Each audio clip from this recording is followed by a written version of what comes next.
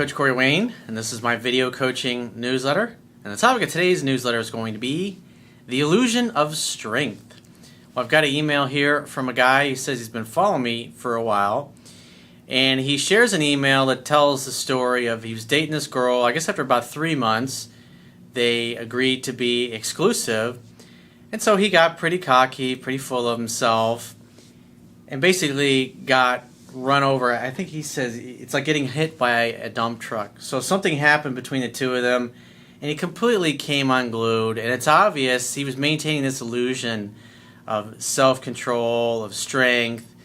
And as soon as this girl backed away a little bit, it just was like a house of cards, just totally came tumbling down. So we're going to go through his email and analyze what he did, where he went wrong, and what he should do differently in the future.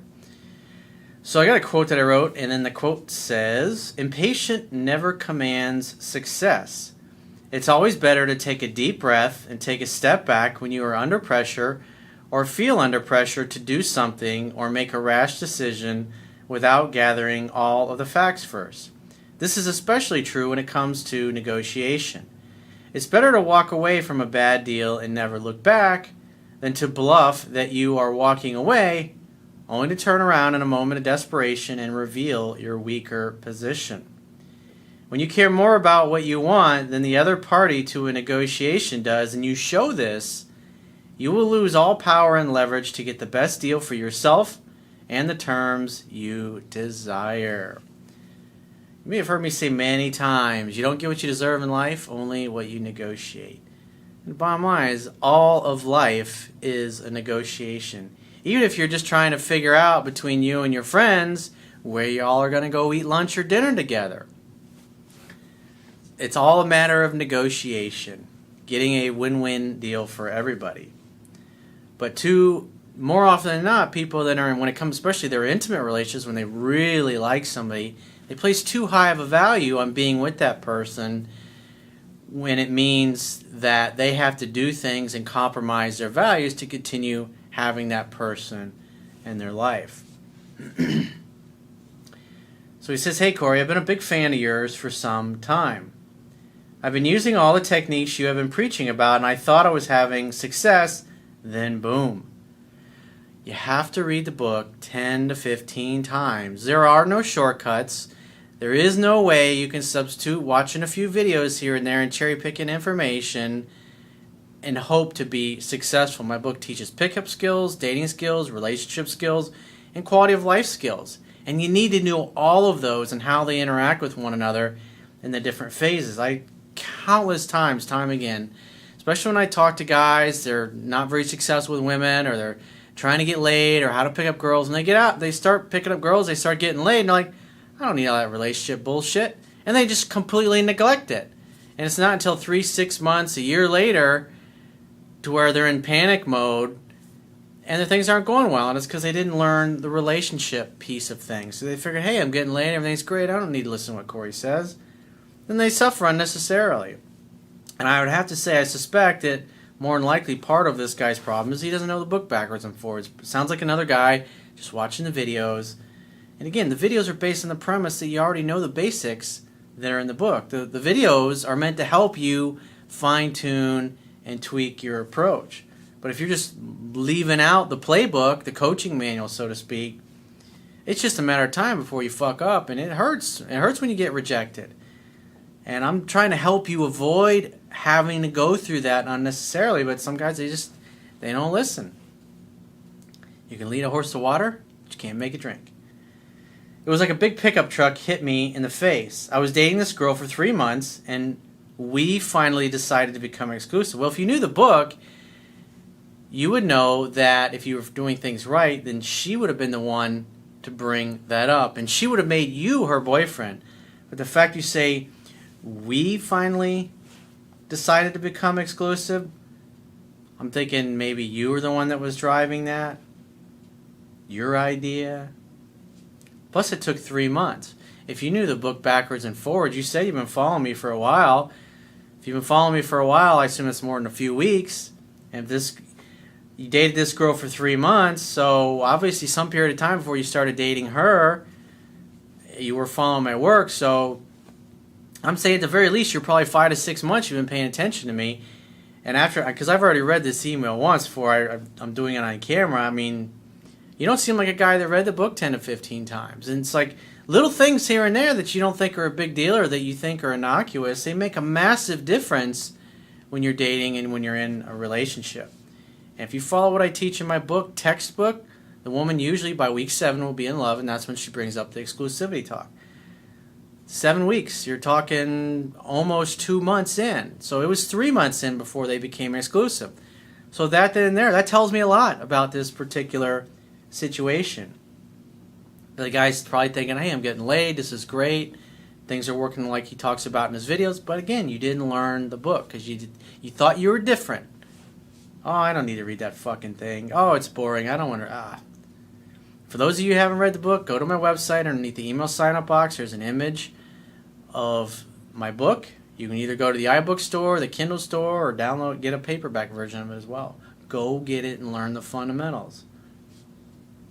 One night, we were just relaxing at her place, and she was in a seriously bitchy mood about something and decided to take some of her anger out on me. I told her, sorry for what's going on in your life now, but you need to cool down and not take this shit out on me.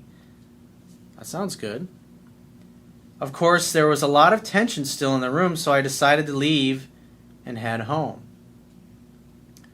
So did you leave? Again, if you'd have read the book and you'd have known the relationship and the communication aspect of things that I talk about in the book, you wouldn't just upped and left. You would have sat and got her to talk and open up about what was bothering her, but you just decided to say, I'm out of here. Because if you don't communicate with a woman properly and you leave in the middle of a heated discussion like that, you're basically communicating that you don't give a damn what she says, you don't care about what's bothering her, and you don't care what's in her heart, and therefore she's still going to be pissed off. And if you're not talking about things and you're walking away, you're stonewalling her. So how can you work things out if you don't communicate?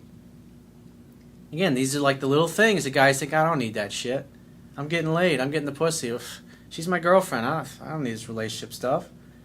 So you make a little mistake, and it turns out to be much bigger than you thought it was. The very next day, I texted her good morning, and she replied, are you still mad at me? To which I replied, remember, if the woman, at this point, 3 months in, she should be doing 100% of the calling, texting, and pursuing. But here you're reaching out the next day. Are you still mad at me? To which I replied, no, not at all. Why?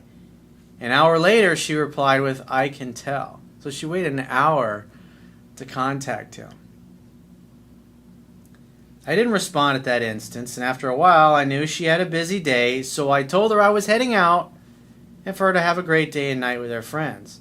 So in other words, when she didn't respond right away, you sent another text.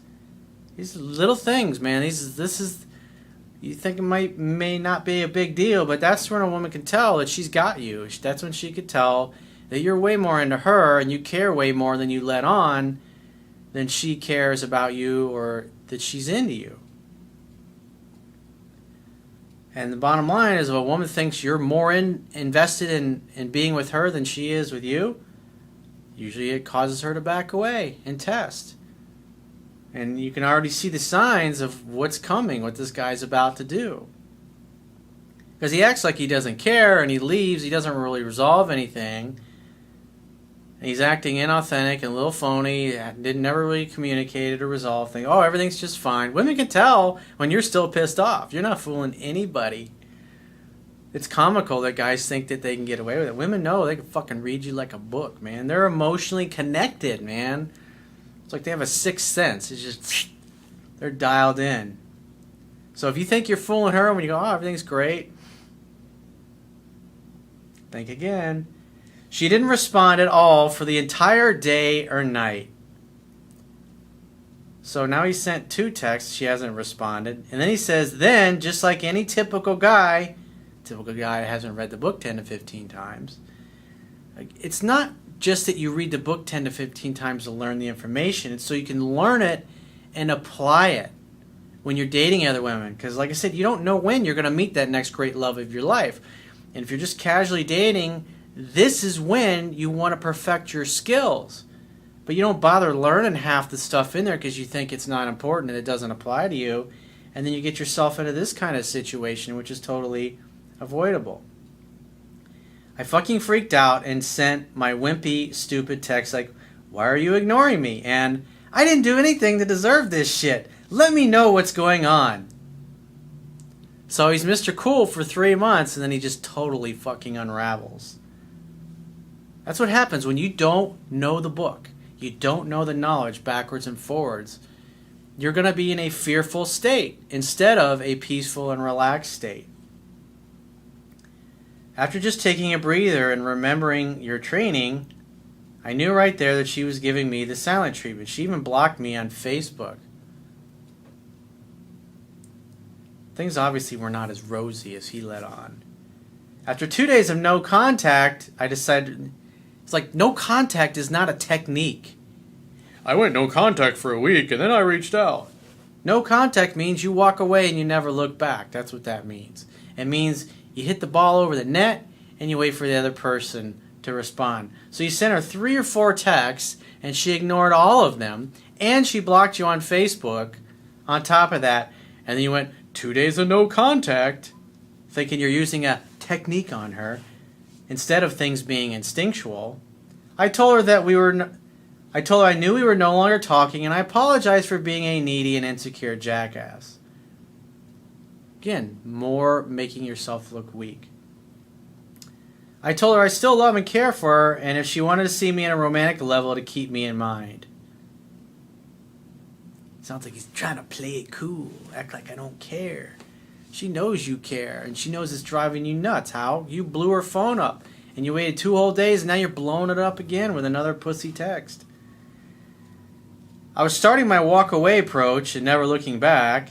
Again, all in his head, all focused on techniques instead of just being instinctual and letting things flow and being confident. You're under the illusion of action. You're trying to force things at this point. I'm going to walk away. I'm going to let her know I'm walking away. It's like calling somebody going, "Hey, I'm not going to call you anymore, and I just want to let you know that." So there. After a couple of days, I was looking through my bank statements and saw a purchase of some tickets to a theme park that she purchased with my card.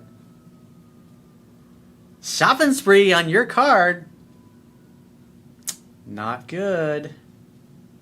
Maybe that's the real reason she blew you off. Sounds like you were definitely way more into her than she was into you.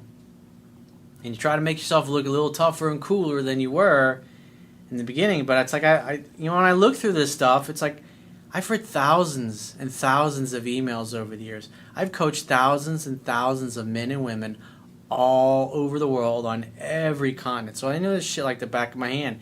And when I read an email like this, I can go, my bullshit meter goes, boom, it just pegs on out. And I can see right through the BS. It's like, don't waste your time. Just tell me the way it is. Don't try to fucking blow sunshine up my ass and try to fake me out or hide things. You're only hurting yourself.